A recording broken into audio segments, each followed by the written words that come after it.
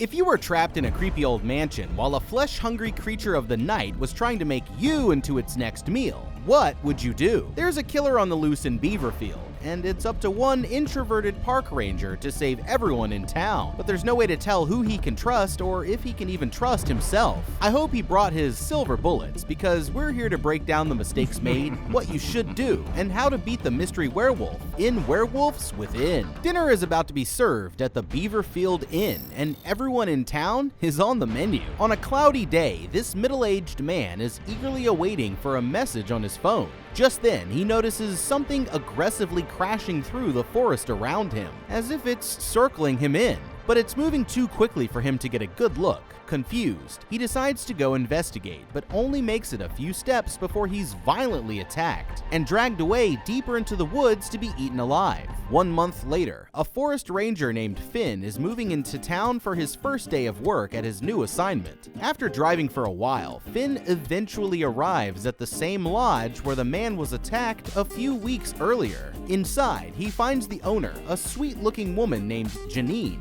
in a heated debate with a shady businessman, Sam Parker, who's attempting to gain support for a proposed oil pipeline that he wants to build through the town. Janine sets him up with the town's new mail person, Cecily, who takes Finn on a tour of the town and introduces him to all of the wacky locals. Deep out in the woods, they arrive at a cabin belonging to a local hunter, but Cecily decides to let Finn here go up and introduce himself while she hangs back. Finn walks up to the cabin door and knocks, but gets no answer. Curious, he takes a peek through one of the windows and is frightened by a taxidermied wolf that he sees inside. That's when the real Wolfman shows up, Emerson Flint, a hulking mountain man dressed head to toe in the pelts of various animals. And he's pointing an old-school hunting rifle straight at the ranger's chest. Without wasting any time on small talk, he makes it clear that he hasn't been doing anything illegal and doesn't respect government authority, ordering Finn to get the hell off of his property or else. Terrified,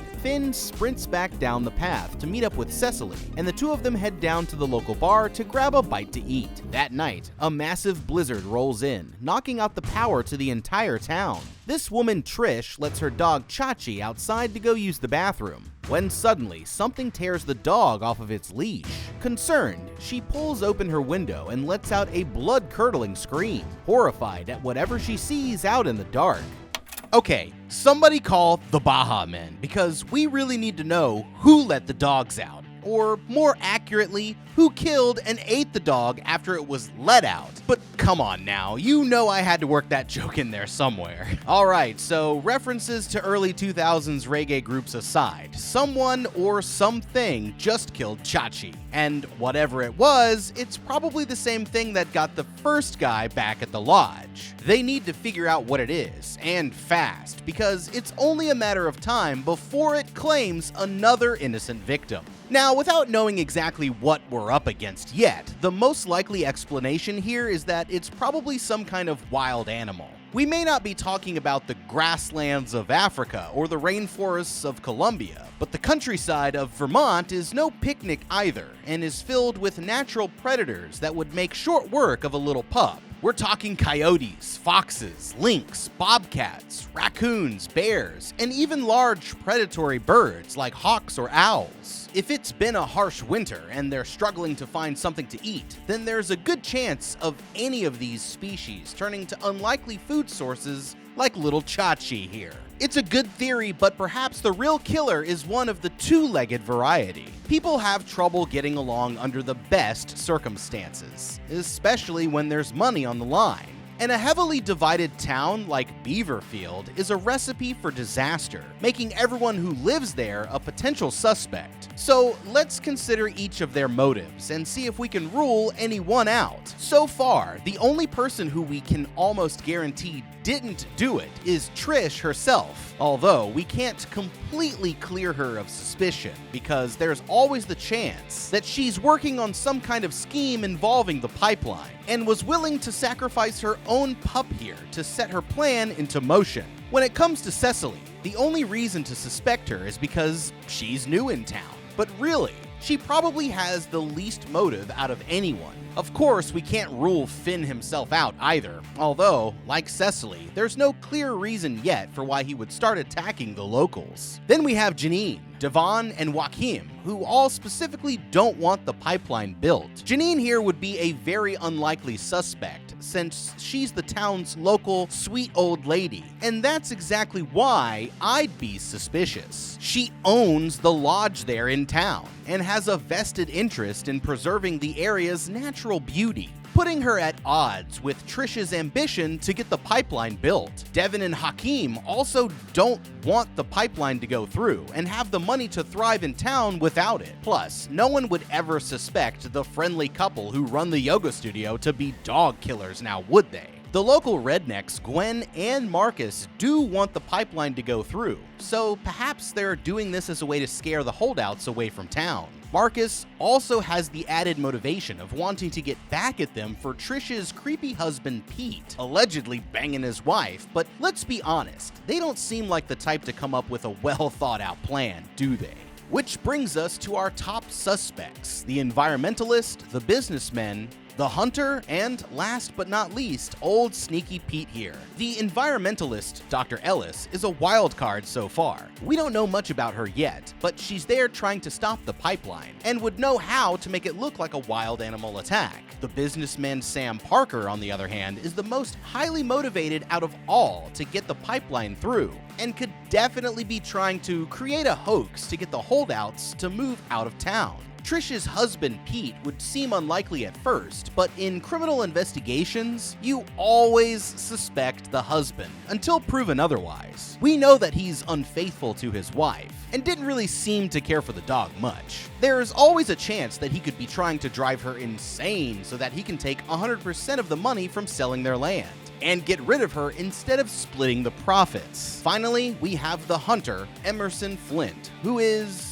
in my opinion, the most likely suspect. Not to judge a book by its trespassers will be shot on sight cover, but he's reclusive, violent, does not support the pipeline, knows how to move stealthily out of the snow, and could definitely have set it up to look like a wild animal by planting the fur from one of his kills on Chachi's vest to throw them off. As it stands, I'd say that Flint here is the top suspect. Of course, it's all nothing but speculation until they find some way to prove it, but they need to be careful snooping around, because he'll most likely destroy any evidence, and possibly even take you out too, the minute that he senses you're getting too close. Since Flint is the local wildlife expert, they could go to him with any evidence that they have under the guise of getting his advice about whatever wild animal is roaming about, and also use the opportunity to see about anything suspicious going on with him in the process. We have our suspects, but soon they're going to realize that the attacker wasn't a human after all, and to make matters even worse, it was no wild animal either.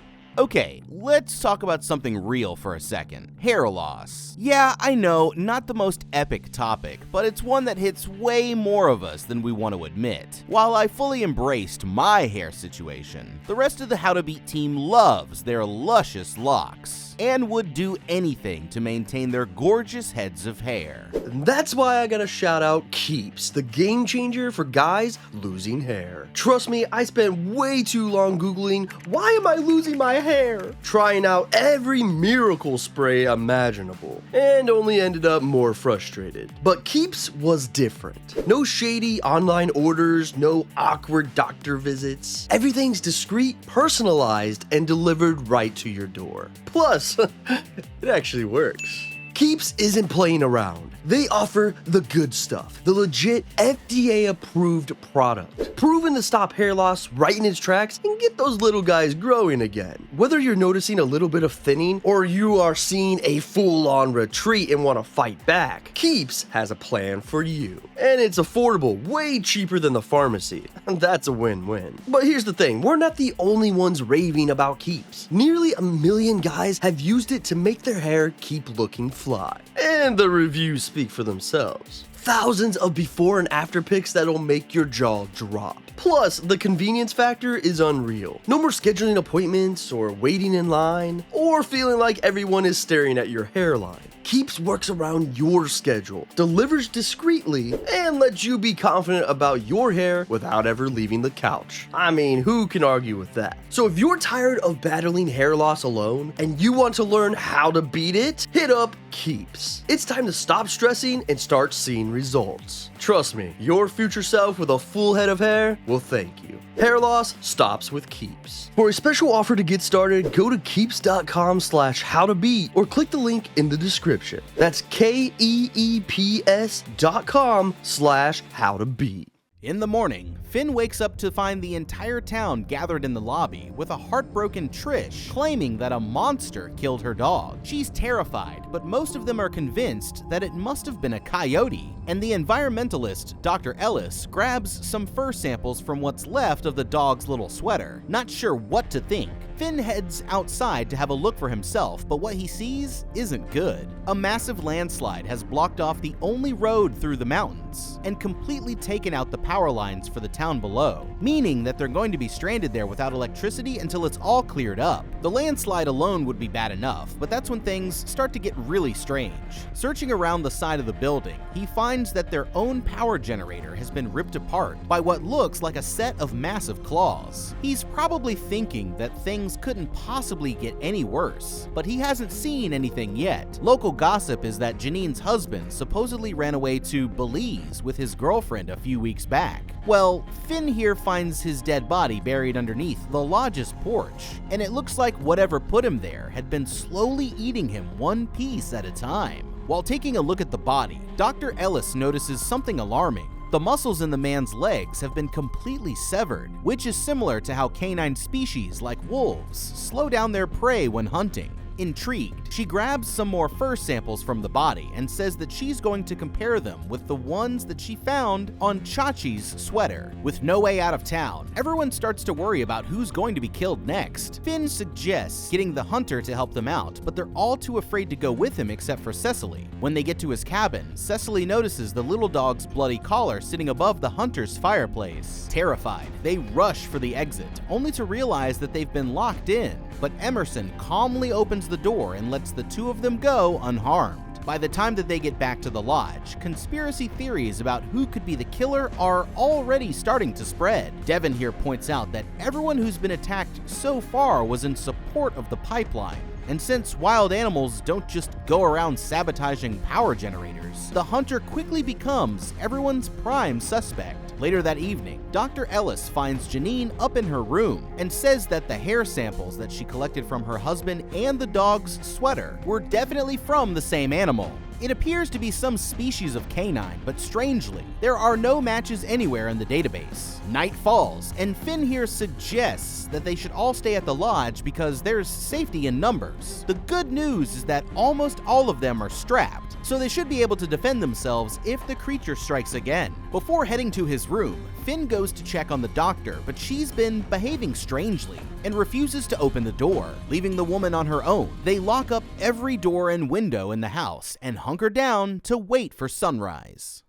Okay, it's nighttime once again, which most likely means that any minute now, the killer is going to strike. At least they're doing the smart thing by all staying in the same house, but the truth is that their strategy could use a bit of work. Now, a killer on the loose would be bad enough, but since they're going to be trapped for at least a week in these harsh conditions, they also need to be prepared for long-term survival. Besides just staying alive, they need to focus on securing an adequate source of water, shelter, and food in that order of importance. Water shouldn't be a problem since it's still turned on, and they could always gather snow from outside to melt it down, boiling it to make it safe to drink if need be. They've got shelter covered too, but maybe a better place to hunker down would have been the town bar. There's plenty of food there, and not to mention a lifetime supply of hatchets. Although, to be fair, they have no shortage of weapons as it is. Plus, it's a smaller building, which means less possible angles of attack.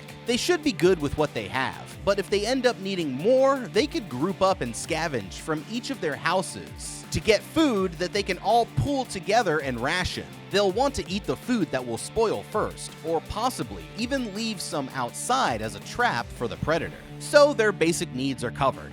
That's good, but just because they'll be able to survive for a little while doesn't mean that they can stay there forever. In the morning, they should go as a group to the landslide and see if they can either safely get through using one of their off-road vehicles, or start to clear a path if they can't make it. That way, they'll have better chances if and when they need to get the hell out of there. Now, with all that being said, long-term survival won't matter at all if they don't survive the night, and they still don't know who or what is after them. The doctor says that the hair is from some kind of canine, which is at least a start in the right direction. And there's a few more elements to back that up. First, we have the body being hidden under the lodge, which shows a sign of intelligence and planning from whatever attacked. In the wild, wolves are known to cache their prey in a similar fashion. It's a behavior known as surplus killing, where they will kill even if they aren't hungry at the moment, so that they'll have food for later, storing it under the snow to protect it from scavenger species. If it's the same creature that attacked the first man, then we know that the animal used ambush tactics and seemed to come at him from multiple angles. This makes wolves a logical fit, but there's a problem.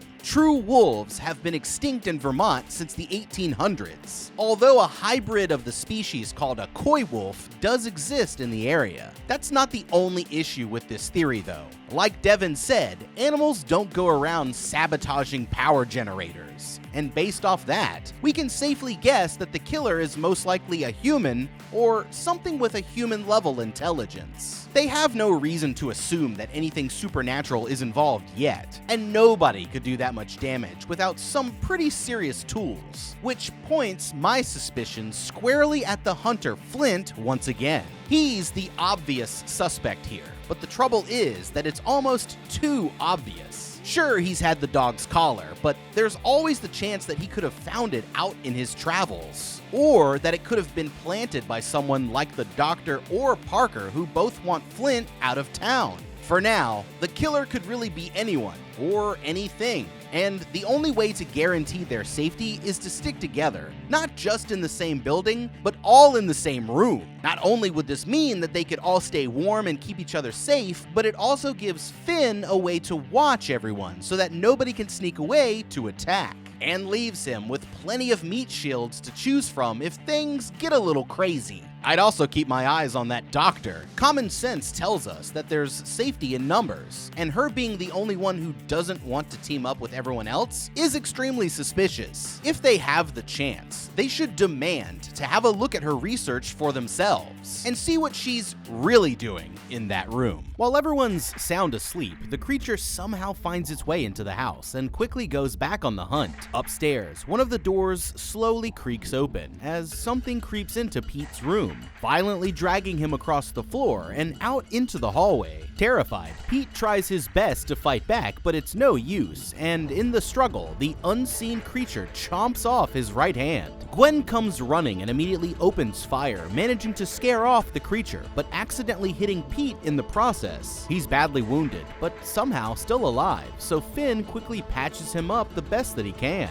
Now that things have calmed down, Dr. Ellis finally shows up to get some more samples, and sure enough, the hair on Pete's shirt is the same as from the last two attacks. Horrified, she takes a flask full of booze from the businessman and retreats back to her room, locking the door behind her. Everyone else is just as terrified, arguing between themselves about what could have done this and when it's going to strike next. Frustrated, they all storm the doctor's room, demanding answers, but she's completely paranoid and fires 3 shots at them through the door, warning them not to come any closer. As crazy as it may seem, all of her tests have led to only one possible answer. One of them must be a lycanthrope, and there's no way to know for sure who it is. While she's talking, Parker takes the keys and sneaks around through the back door into the doctor's room. Out in the hallway, they hear a fight break out, 2 gunshots, and then quiet as Parker walks out of the room alone, saying that Dr. Ellis was so afraid of the creature that she decided to go out on her own terms.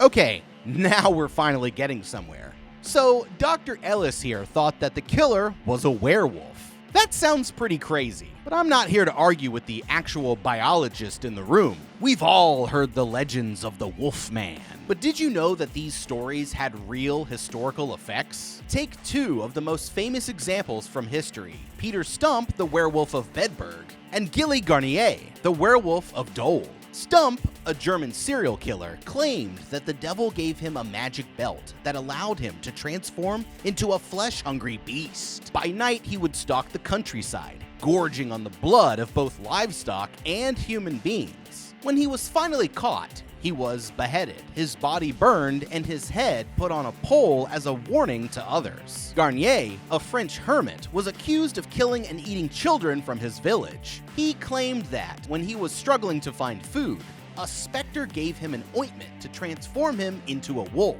making it easier to hunt. After being caught, Garnier confessed to his crimes and was burned alive at the stake. Both of these stories are pretty horrifying, but Finn here is about to find out that he's up against something even worse. From the legends, we know that a werewolf is a mythological creature originating from ancient European folklore that can shapeshift into a full-blown wolf, or in some cases, a human-wolf hybrid. This transformation can be intentional, the result of a curse, or occur when an individual is afflicted with lycanthropy, usually being bitten and surviving during the course of a werewolf attack. A traditional werewolf usually transforms under the full moon, although some interpretations of the lycanthrope allow for them to shapeshift at will. Depending on the legend, the werewolf can be the transformed person themselves, but might also be a doppelganger, their soul leaving their body while in an unconscious state, or what's known as a familiar, which is essentially an animal spirit companion of a witch or a conjurer, where injury to the familiar results in the same injury to the person who is connected to it. Sometimes, these stories were clinically explained as nothing more than a delusion,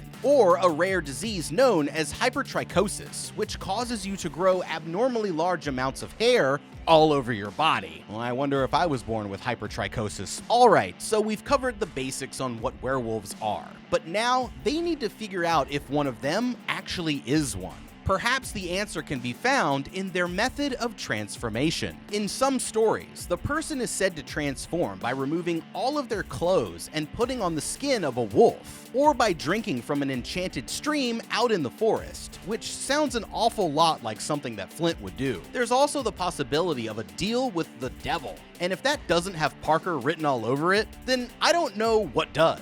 Sometimes, it was said that a magician or witch could transform into a wolf with a spell or magical ointment. In that case, I'm looking at Trish. She loves arts and crafts after all, and it wouldn't surprise me if there are some dark arts going on behind her closed doors. My money would still be on Flint, but if we really believe that the house was locked up, then it would have been hard for anyone to get in without making a lot of noise, which means that it could be an inside job. We can pretty much rule out Gwen and Hakeem, since they were the first ones on the scene when Pete was attacked. As a matter of fact, the only ones not around at first were Cecily, Parker, and the doctor. Of course, Dr. Ellis is dead, so it can't be her, but the conditions around her death were awfully suspicious, which brings us to Parker. He said that the woman took herself out, but everyone in the hallway heard 2 gunshots. Something doesn't add up, and they should carefully inspect the crime scene to see if they can gather enough evidence to piece together what really happened in there, such as if the shell casings match the ones in her weapon,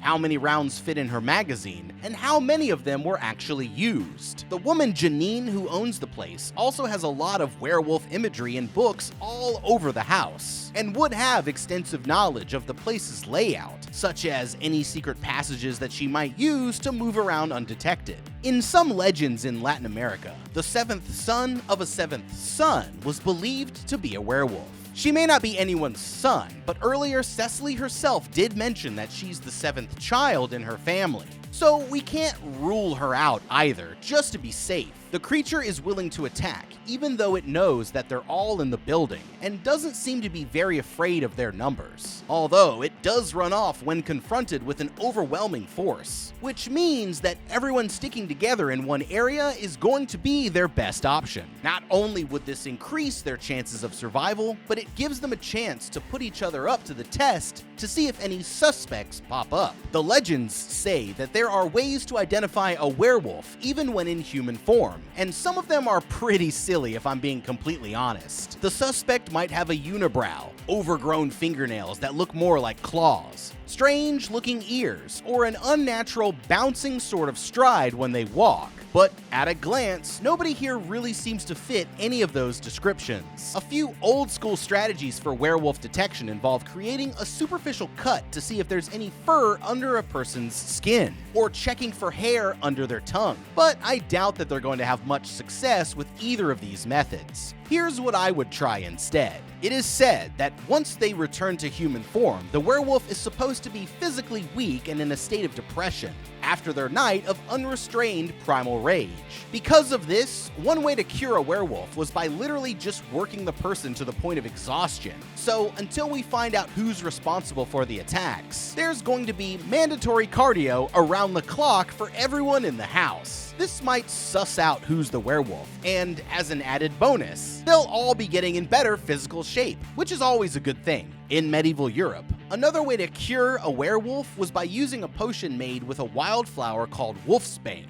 And varieties of this plant can indeed be found in the mountains of Vermont. Combining this with the knowledge that werewolves like to devour recently buried people, it could be possible to use the body that they found under the lodge as a trap by lacing it with wolfsbane flowers, and then simply waiting for the werewolf to take another bite. If they can get their hands on some without first being killed, that is. One of the most well-known werewolf counters is the vulnerability to silver weapons, like the famous silver bullet, but sometimes even just touching them with silver is enough. Before the next attack, they need to gather every silver item that they have around the house, like forks, knives, and jewelry. Not only could they use it to defend themselves, but they may be able to find out who's the werewolf by seeing how everyone reacts to the silver objects. Finally, if they manage to figure out who it is and win the fight, then they need to be sure to decapitate the body, because otherwise, there's a chance that the werewolf can recover from its wounds. And of course, cover up the place's windows so that they won't be exposed to the full moon,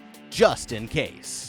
After gathering back on the first floor, Parker, Marcus, and Gwen lock up all of the doors and windows and do a full sweep of the house, making sure that they're the only ones inside. According to Dr. Ellis's research, DNA from the strands of hair appears to somehow be a combination of both human and canine. Several of them are fully convinced that they're being systematically hunted down by some sort of human-animal hybrid, and they each start presenting their own theories of what it could be. Parker, Marcus, and Gwen all agree that it must be some kind of supernatural creature, but Trish chimes in that it could be someone pulling a Scooby-Doo type of hoax to stop the construction of the pipeline, which they have to admit makes a lot of sense. Everyone draws their weapons as tensions reach a boiling point, but Finn manages to de-escalate the situation just in time and somehow convinces everyone to lock all of their guns in an upstairs bedroom until they're able to figure out who among them is the killer, before throwing the keys to the room out into the snow. Marcus immediately casts suspicion on Trish, pointing out that she's been angry at Pete ever since his love affair, but she insists that she wouldn't attack her own husband, even if he was a total creep.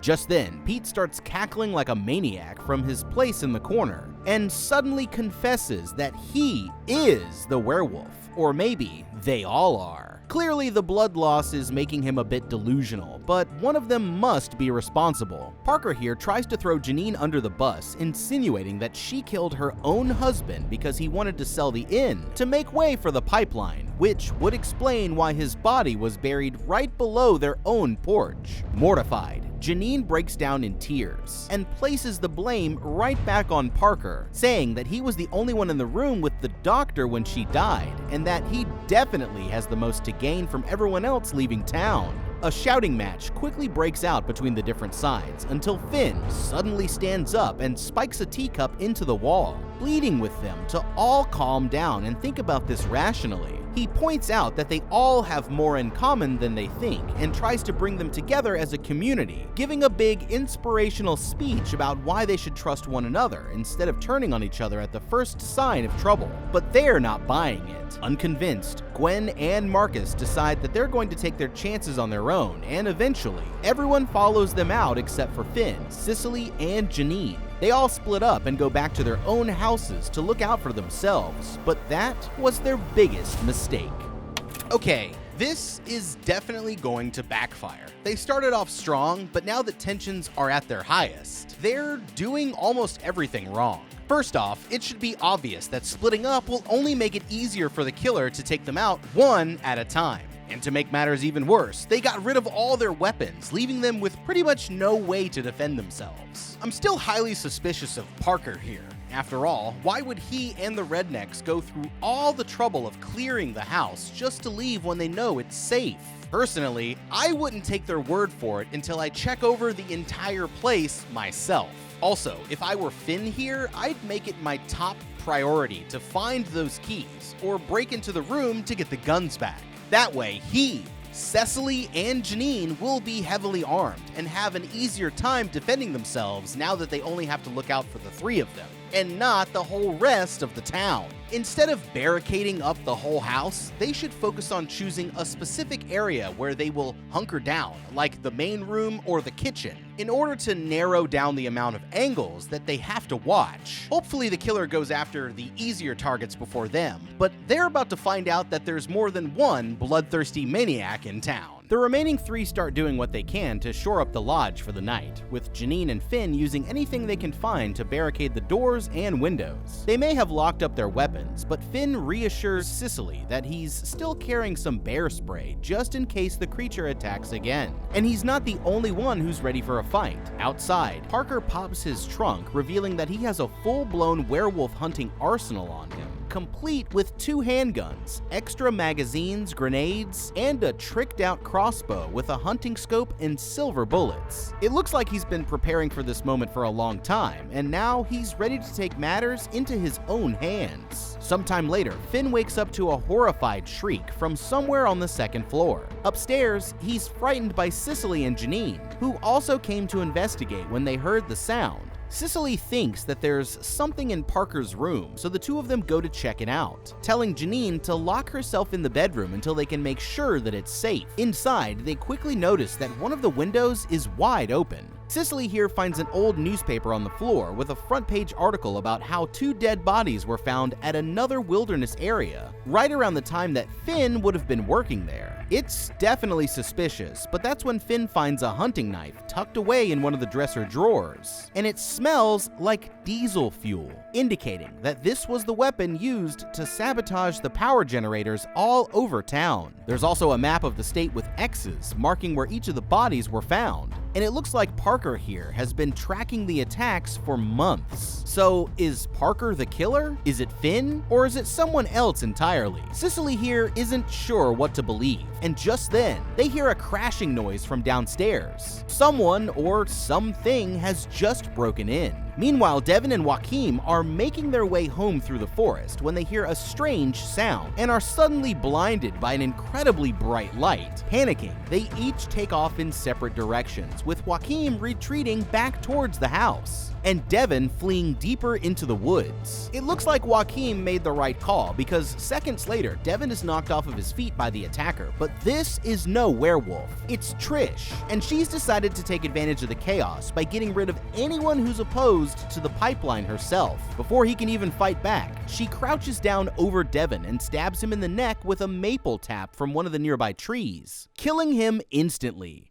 Okay, this guy just got killed by syrup, and I guess that's what you call a sticky situation. Not only was his death embarrassing, but it also was completely avoidable. Sorry, Devin, but you f***ed up. Honestly, these were some of the worst survival skills that I've ever seen. These two decided to leave the safety of the inn, unarmed, I might add, in a town where practically everyone who lives there was openly against them because they didn't support the pipeline. Then, once the trouble started, he ran deeper into the woods instead of sticking with Hakim and making his way back to safety. Let's not forget that this guy was training for a triathlon and running sprints at 4 a.m. We're talking about an in-shape man in the prime of his life who got taken out by some crazy old townie who didn't even have a real weapon. That's just sad, and the worst part is that he didn't even try to fight back. There's much more dangerous things out tonight than Trish here, but he got caught with his guard down and ended up paying the ultimate price. Devin,